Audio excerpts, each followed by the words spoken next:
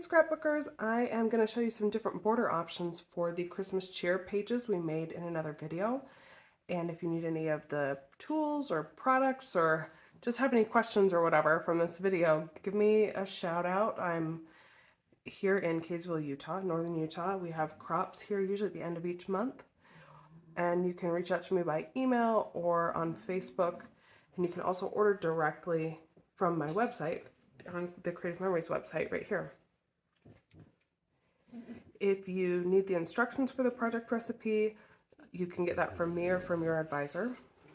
I will link to a couple other videos that I'm going to reference as we talk about the stuff going on here. In particular, the video where I made the layout that we're kind of revamping a little bit, but also a couple other videos with some other border ideas that I'm going to talk about that you could use on a page like this too. So first of all, if you've seen my other video, this page layout should look familiar. It's the project recipe from the Christmas Cheer collection. I originally put the nutcracker border down each side, and then I decided I wanted to do it a little bit differently because I had some other border ideas that we could use on this instead.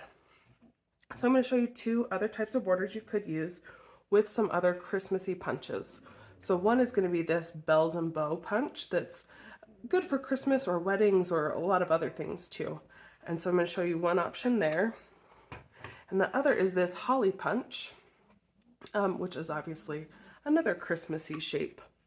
So those two are still available, where the nutcracker border punch is not available anymore. The circle punch is another one we're going to do as an option instead of some of the squares or diamonds that we used here. And then this is from the trio punch with all the mini little punch out pieces for paper piecing. Another option I'm not going to show you in this video, but the ornament build-a-punch would be really fun for this, and I already have done a different video with some similar layouts using this one, so I'll link you to that one so you can go check that out there, but that would be really cute on this page as well. So I'm going to show you two other options. One would be basically what we've already got here, but just with a different decorative element. So instead of the nutcrackers, I thought the holly would be really cute. Just scoot this one page in more toward the middle. So this is the holly punch as it comes out. I just used some of that Christmas cheer paper and punched out a bunch of these. The holly punch is not quite symmetrical, so I punched out some in both directions, some from each side of the paper, so that we've got kind of the smaller holly leaf going one direction or the other. And what I was thinking would be cute is if on these squares we just did one little holly leaf with a few berries, and these berries come from the trio punch from the large circle there, on each of these little squares instead.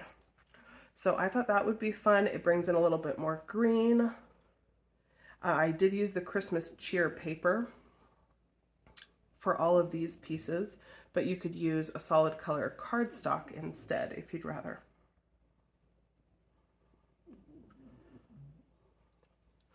So for this one, I'm just going to go back and forth, kind of offsetting, off-center, but you could make it very symmetrical. Of course, you can rotate this whatever direction you want. The holly leaf doesn't really have a specific direction.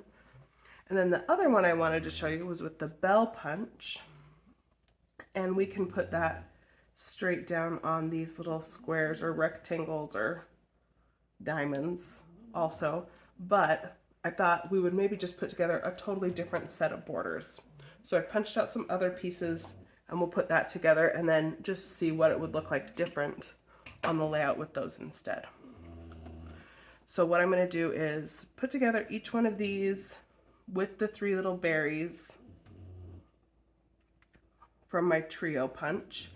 If you prefer the look of the little tiny circles instead, I feel like you could do that too. It's a little bit smaller than kind of the area for those berries, if you can see that.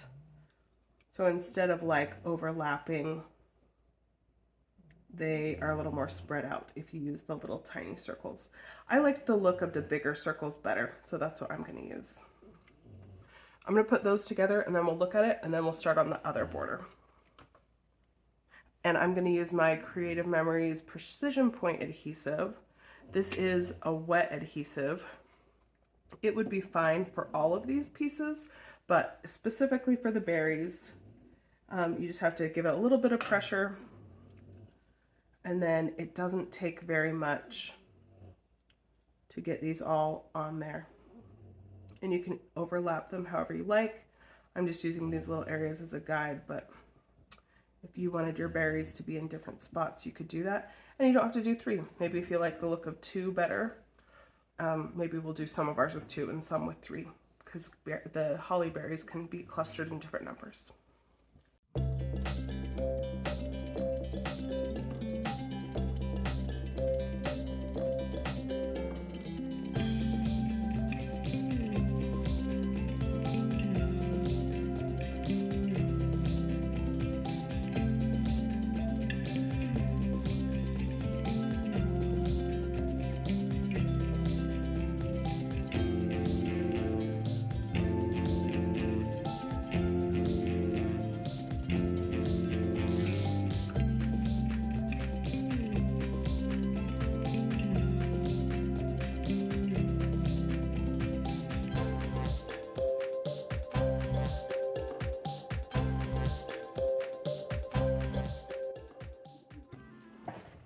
Okay, so here is another version of this border. It uses the same basic layout as the pieces we had in the project recipe, but instead of using the nutcracker to do a border all the way along the top of these pieces, we just put in our holly berries and leaves instead. And I think that looks really cute. I also like that this brings in some more green that I didn't have a lot of, at least out at these edges with the other border. So that's a fun one. And you could replace this border with anything of the same width. This is 2.5 inches wide. You could do more layers on a border. You could do things with your border maker system and border maker cartridges. This is the candy cane stripe punch, or the cartridge for this one. That would be really cute. There's also, I think this one's called brocade chain. I think that one would be really pretty for Christmas pages, or the snowflake punch. And then this one's the poinsettia that I thought would be cute with something like this too, but I am not totally sure if this one's still available. I'll have to go look and see. Anyway, I thought it would be fun to just do a different border of kind of a similar style, but with some different pieces. So I've got these 2 strips cut out that are 2.5 inches wide, and they are the dark green plaid on the one side and the red with some green and white plaid on the other side. So I thought we could look at both options and see what we liked with these other pieces. And then I've punched out some circles. So this is the 1 3/4 inch circle punch instead of these squares. And I used this same sheet of paper to punch these out. It has the little white evergreen trees on the one side and Christmas trees on the other side on a white background. And you can fit 6 or 7 of these circles. If you do 7, they have to overlap a little bit. If you do 6, you space them out, and you could do fewer if you wanted to do just 5. So with the squares, they are bigger end to end. They're the same size across, 1 3/4 inch in each direction. But when you turn them on their edges to be a diamond, then they're longer. They're about 2 1/4 inch each, done that way.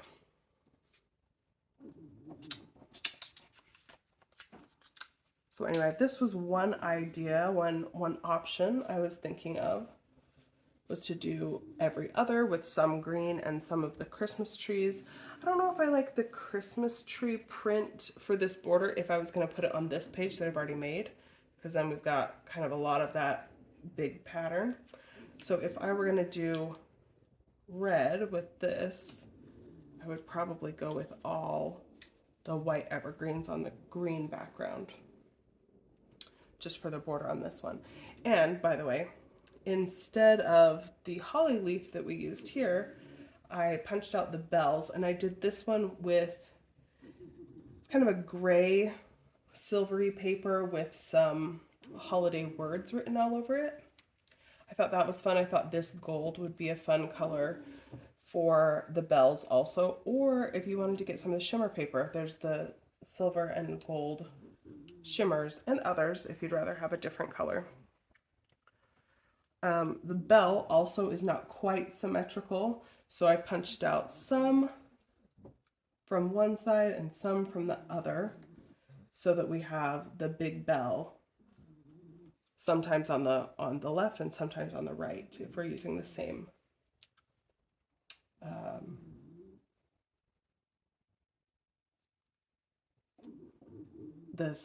side of the paper each time.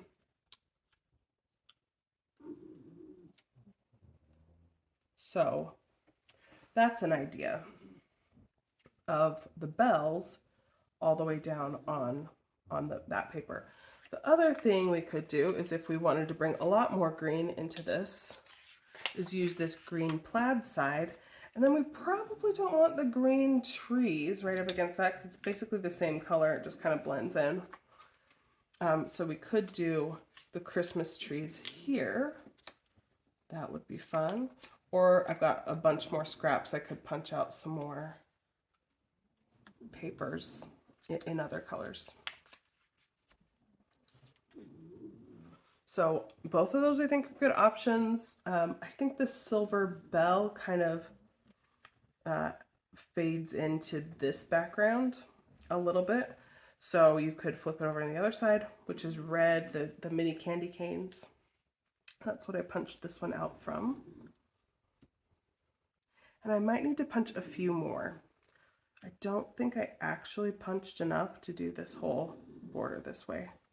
Or when I did, I think I didn't punch them all in the right direction, so I could do it the way I was thinking of.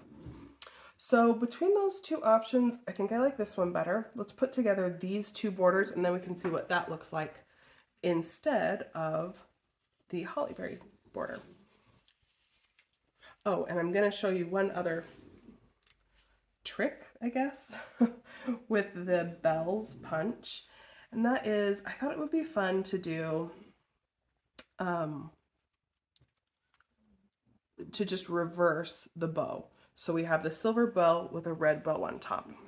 And the way I'm going to do that is to just stack up two of my, and I can do more. Maybe I'll stack up more than two at a time. But I want some that are going with the punch shape in one direction and some in the other direction, if it makes sense to say that, like some on each side of the paper. And then I'll just match them up. They'll have the same cut. So kind of following along where the bow is at the top of the bell with my micro tip scissors. And I'm just gonna cut a little rounded bow. Try to make it look pretty nice because I'm not gonna like go retrim this. I'm just going to basically flip this piece over and use it on each of the bells. So here's my bell base, one in each direction.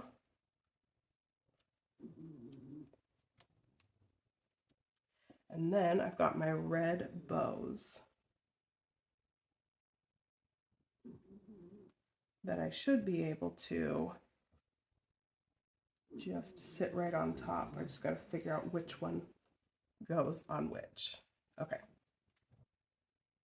So since I stacked them up and had them go each one on the opposite side, they should basically pretty much exactly match up with where I cut on the one on the other, on the opposite, if that makes sense. Hopefully it does. But I think that looks nice with the little bit of variation. And if you wanted to get even fancier or fussier with it, you could do some little circles in different colors on the little bell ringers there. I don't think I'm going to do that today, but that's an option.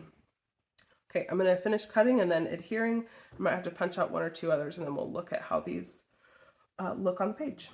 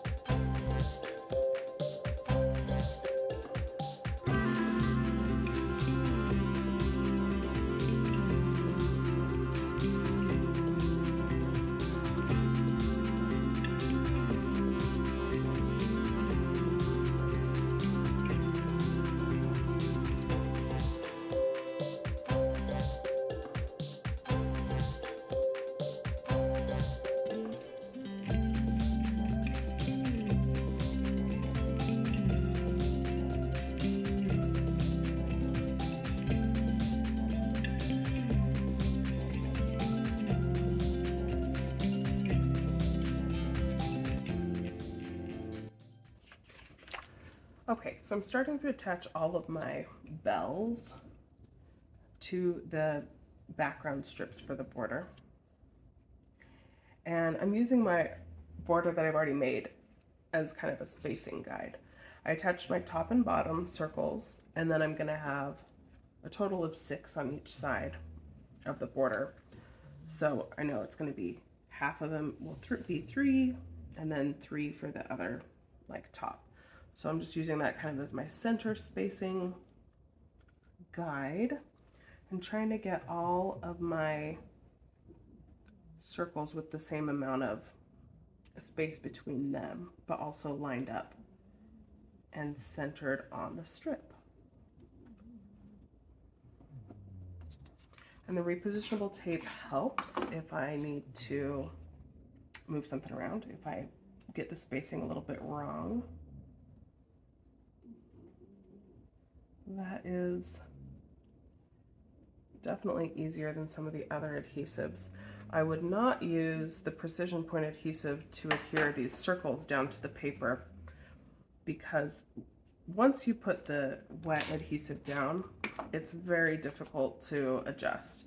I mean, if you catch your spacing error right away and kind of slide it or lift it up and move it, you maybe can with the precision point, but if you let it sit for a couple minutes and then decide, it's going to be attached permanently and you won't have the option to adjust your spacing. The other thing I did was to make sure my top and bottom on the 2,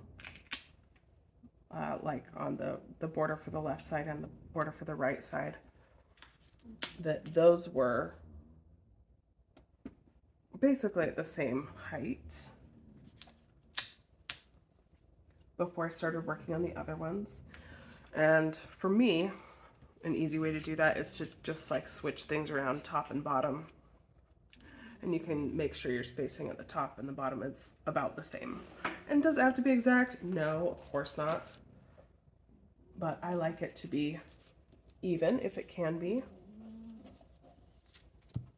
Oh, and now that I've got my first one put together, I can use that to help me space out my others on the second border. And I'm just going every other with the bells going in the opposite directions. If you punched your bells out all from the same side of the paper, meaning when you're actually using your punch, that you have the same side of the paper facing up each time, then all your bells will go in the same direction and you won't have to worry about them going back and forth. But I wanted some of each. I did this both with the bells and with the holly berry on, or the holly leaf on the other border we just made. Okay, let's see what that spacing looks like. I did have my little guide over here helping me, but it looks like maybe I've got one or two a little high over here. Just want to even that out a little. Okay, that seems good. So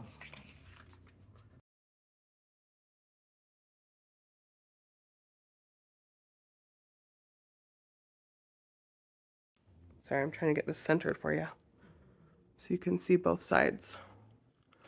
Okay, the original border just had the nutcrackers going down both sides as the top layer of the border. I pulled that off and we added the holly berries instead. I think that's super cute. But here's the other option, also really cute. And any of these papers, even though they aren't exactly the same papers I used for the project recipe to start with, all of these papers come from the Christmas cheer pack, so everything coordinates. It's the same colors, similar types of patterns, and you can see like the same reds and same greens across all the pieces of paper. So those all work together nicely, and you can kind of mix and match whichever ideas you like. Another option to kind of dress up these borders even more would be to add another strip of paper behind a little bit wider, maybe 2 3/4 of an inch, or even 3 inches wide if you wanted a bigger, thicker border.